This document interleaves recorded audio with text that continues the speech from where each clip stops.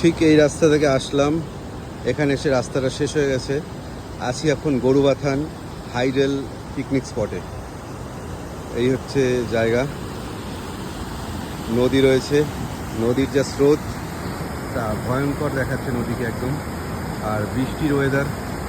আর এখন অ্যাকচুয়ালি নিচে আমরা অনেক আগেই নেমে যেতাম, কিন্তু নামতে দেওয়া হচ্ছিল না। তার কারণ হচ্ছে এত স্রোত, পুলিশ গার্ড দিয়ে রয়েছে যেন কেউ নামতে না পারে। তো আমরা অনেকটা দূর এসে গেছি, দূর এসে এরকম একটা জায়গা খুঁজে পেয়েছি। পুরো নদীটা কিন্তু ভয়ঙ্কর রূপ নিয়েছে, যা স্রোত। হয়তো নর্মালি ক্যামেরায় মনে হবে না এত স্রোত, বোঝা যাচ্ছে না, কিন্তু এটা কিন্তু অসম্ভব স্রোত এখানটায়।